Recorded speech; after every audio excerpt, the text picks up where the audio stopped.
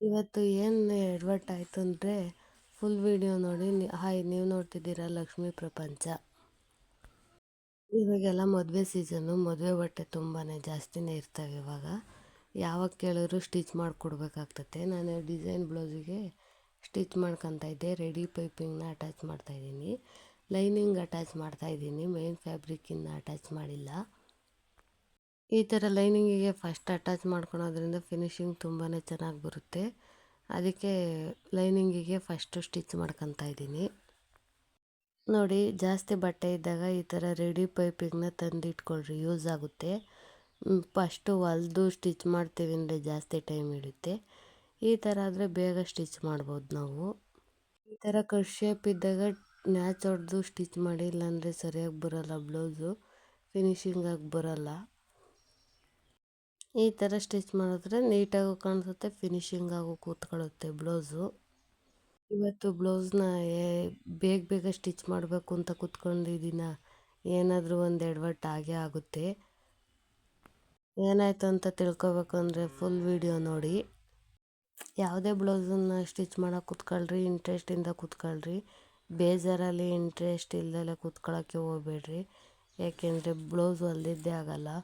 ಒಂದು ಬ್ಲೌಸ್ ಆದ್ರೂ ಬೆಳಗಿಂದ ಸಂಜೆವರೆಗೂ ಸ್ಟಿಚ್ ಮಾಡಿದ್ದೇ ಮುಗಿಯಲ್ಲ.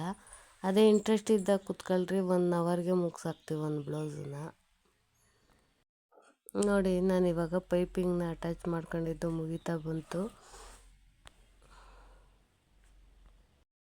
ಈ ಥರ ಅಟ್ಯಾಚ್ ಸ್ಟಿಚ್ ಮಾಡ್ಕೊಳೋದ್ರಿಂದ ಟೈಮು ಉಳಿಯುತ್ತೆ, ಬೇಗನೂ ಸ್ಟಿಚ್ ಮಾಡ್ಬೋದು ನಾವು ಬ್ಲೌಸ್ನ. ಇವಾಗ ನೋಡಿ, ಮೇನ್ ಫ್ಯಾಬ್ರಿಕ್ಗೆ ನಾನು ಸ್ಟಿಚ್ ಮಾಡ್ಕೊತಾ ಇದ್ದೀನಿ. ಪೈಪಿಂಗ್ ಇಲ್ಲದೇನೂ ಡಿಸೈನ್ ಮಾಡ್ಬೋದು, ಆದರೆ ಪೈಪಿಂಗ್ ಹಾಕೋದ್ರಿಂದ ತುಂಬ ಚೆನ್ನಾಗಿ ಕಾಣಿಸುತ್ತೆ ಬ್ಲೌಸು.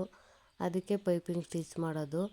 ಪೈಪಿಂಗ್ ಇಲ್ಲದಲ್ಲೇ ಸ್ಟಿಚ್ ಮಾಡಿದ್ರೆ ಇನ್ನೂ ಬೇಗ ಸ್ಟಿಚ್ ಮಾಡ್ಬೋದು, ಈ ಥರ ಟೆನ್ಷನ್ ಇರಲ್ಲ.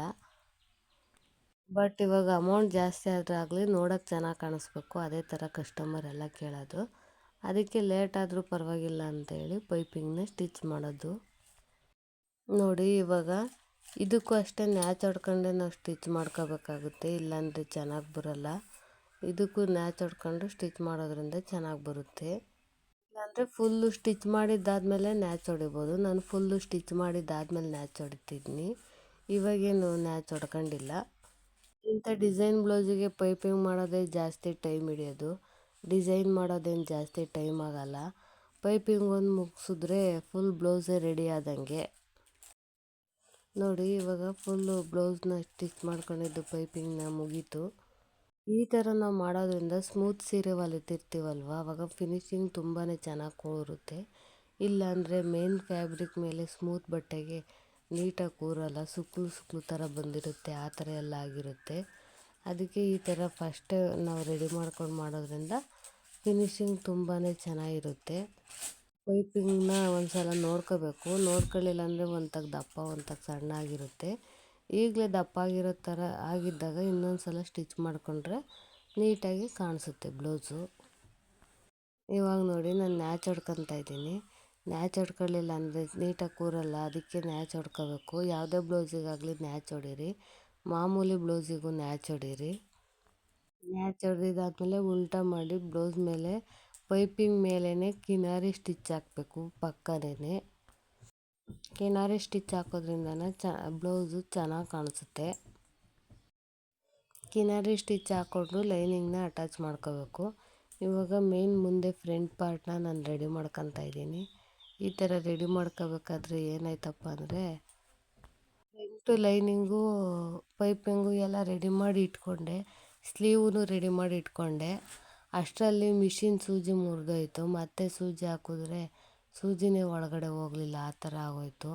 ಮಿಷಿನೇ ಕೆಟ್ಟೋಯ್ತು, ಅದು ಟೈಮಿಂಗ್ಸು ಚೇಂಜ್ ಆಯಿತು. ಮತ್ತು ಸೂಜಿ ಹಾಕಿದ ಮೇಲೆ ಅದನ್ನು ನಾವು ರೆಡಿ ಮಾಡೋಕ್ಕಾಗಲ್ಲ, ಕೊಳಟಗೆರೆಗೆ ತಗೊಂಡೋಗಿ ರೆಡಿ ಮಾಡಿಸ್ಬೇಕು. ಇಲ್ಲಿರೋ ಮೆಕ್ಯಾನಿಕ್ನೇ ಇಲ್ಲಿ ಕರೆಸ್ಬೇಕು. ಇದು ಹೆಡ್ ಬೇರೆ ಎತ್ತಕ್ಕಾಗ್ತಿರ್ಲಿಲ್ಲ, ಮದುವೆ ಸೀಸನ್ ಬೇರೆ, ಬಟ್ಟೆ ಬೇರೆ ಜಾಸ್ತಿ ಇದ್ವು. ಕಾಲಾಗೆ ಸ್ಟಿಚ್ ಮಾಡಿದ್ದಾಯಿತು ನೋಡಿ, ಈ ಥರ ಡಿಸೈನ್ನ ಕಾಲಾಗೆ ಸ್ಟಿಚ್ ಮಾಡಿ ಕೊಳಟಗೆರೆಗೆ ಹೋಗಿ ಮಿಷಿನ್ನ ರೆಡಿ ಮಾಡಿಸ್ಕೊಂಬಂದೆ. ಮತ್ತು ಹೆಡ್ ಬೇರೆ ಮಿಷಿನಿಂದು ಎತ್ತೋಕ್ಕೆ ಆಗ್ತಿರ್ಲಿಲ್ಲ, ಆಟೋದಲ್ಲಿ ತಗೊಂಡೋಗಿ ರೆಡಿ ಮಾಡಿಸ್ಕೊಂಬಂದಿದ್ದು. ಈ ಥರ ಮದುವೆ ಬಟ್ಟೆ ಇದ್ದಾಗ ನಿಮಗೂ ಆಗಿದೆಯಾ? ಕಮೆಂಟ್ ಮಾಡಿ. ಥ್ಯಾಂಕ್